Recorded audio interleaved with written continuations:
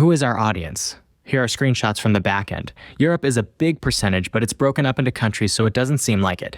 Our content is consumed by everyone at this point. Kids watch the videos with their mom, even though our female viewership is only 30%. That's still 9-figure views a month from women, and it's worldwide. But not too worldwide. 50% and more is still America and Europe. But despite saying all that, at its core, if I had to describe it, I'd say the average MrBeast viewer is a teenage meme that likes video games. You should watch our videos. If you're going to be working for the Beast brand, you should be a fan of the Beast brand.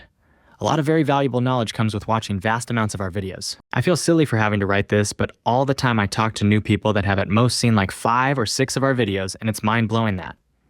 They don't see a problem with that. As I said earlier, I'd love for you to watch all the channels, but especially the main channel, seeing how you're working on it. To get 60% up to speed, I'd watch our last 50 videos. If you're a monster and really want to understand the history of the company and the innovations we've been through, I'd recommend you watch every video back until you hit the 10 million subscriber special. Anything before that is a waste of time in my opinion. If you've seen every video we've made since 10 million, then you will have a lot of context and information others don't, and it will make you that much more valuable. Brand deals are content. If you watch a lot of YouTube, you'll probably notice that when someone does a brand deal, it's boring and sounds like they're reading a script. We take a different approach to brand deals. We like to integrate them into the content so it doesn't nuke our retention and boost conversion. Remember that I told you we could see the exact moment when viewers click off our videos. Here's a retention chart for when we used to do brand deals the old way. Notice the crater where the brand deal is. That means people skipped it and also clicked off the video. Now here's a retention chart with a new style brand deal in it. The dip is way less dramatic and for the most part, something I can live with to help fund the videos. Brand deals are content, and when treated as such boosts retention. We need to make them entertaining. Also, fun fact, the last CEO that sponsored a video said that the return was 1.7 times the return they get on an NFL championship game ad. He said with an NFL commercial, you get a giant spike of customers on day 1, and then it disappears forever after that. Whereas a brand deal with us, you get a huge spike for a few days, and then it settles down, and then another spike when we upload again. Because after they watch the new video, they go back and watch the video before it. And even after that, our videos typically get 1 million views a month for years, also known as tons of residual customers. Understand culture.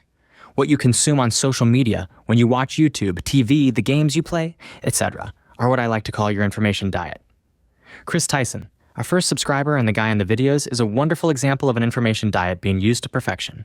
The dude is funny as fuck. I've never met anyone in my entire life that can make people laugh like he can, and I never understood why he was so good at it until I lived with him for a few years. The dude watches an obscene amount of cartoons and stupid shit. His eyeballs exist to inhale copious amounts of just goofy, dumb, brain-numbing content. And as a result, he can quote almost any line from any episode of SpongeBob. He's able to draw from so much stupid shit in his head as inspiration to make jokes and be quirky. As a result, he is fucking hilarious. But let's imagine a different Chris. Let's say instead of cartoons and stupid shit, his information diet was stocks and investing advice. And for 5 years, that's all he consumed. Do you think he'd be just as funny as he currently is? No. He, in my opinion, wouldn't even be 20% as funny. If you're a writer or director, you really need to monitor and perfect your information diet. If your diet is not correct, you won't have a good pulse on culture. I don't want you to be a Chris. In fact, I think that would probably do you harm.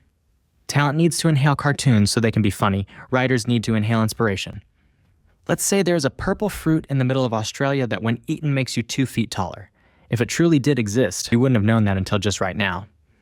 But now that you know of it, you can draw on it for inspiration for every piece of content you write going forward. That's beautiful. It can now sit in the back of your mind, waiting for that one video where it is needed. It might take 10 videos or even 100, but eventually you'll be brainstorming a bit and think of the right one to use the fruit for. Apply this to everything on this fucking planet. You can't get inspired by things you don't know exist. So how do you learn more about what's out there in the world? How do you stay up to date on the latest memes? How do you know what's going on with celebrities? What's trending on YouTube? What other creators are doing? What's popping on TikTok? Your information diet. Consume things on a daily basis that help you write better content. It's okay for the boys to be childish. If talent wants to draw a dick on the whiteboard in the video or do something stupid, let them. Assuming they know all the risks and aren't missing context on why it's not safe.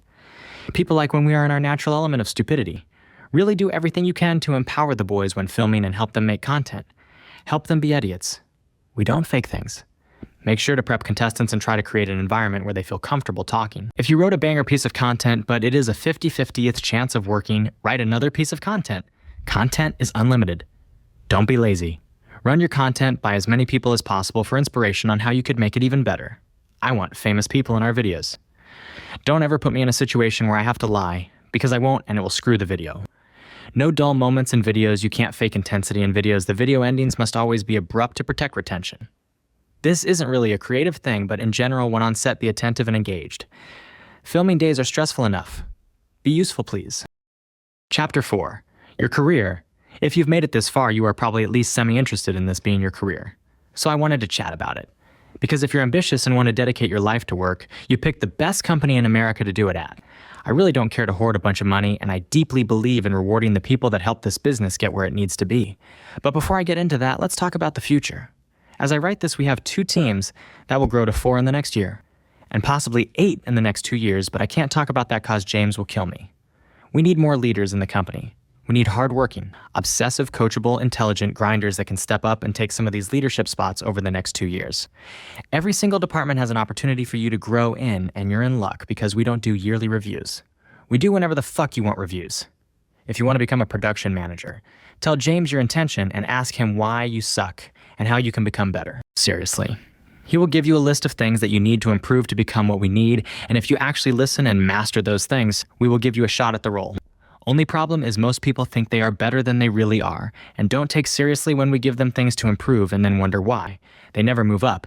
This isn't a bureaucratic corporate company. You don't have to do something for 5 years to get a promotion. I hate the word promotion. The more responsibility, risk you help us navigate, and overall bullshit you deal with, the more you make. And if you want more of that, we will gladly help train you to receive it. There is infinite room for you to grow here. This isn't a stepping stone. This is your final destination. We will win, and we are going to build something amazing. I see a world where this company is worth billions and one day 10s of billions. And those of you that help build this will be rewarded. I want nothing more than for you to go all in, obsessive all day, every day, and become so goddamn valuable this company can't operate without you. And in return for becoming so valuable, I hope to give you incredible experiences, a fun place to work, and of course, more money than you could ever dream of making at any other company. Now read this all over again because I guarantee you didn't retain enough.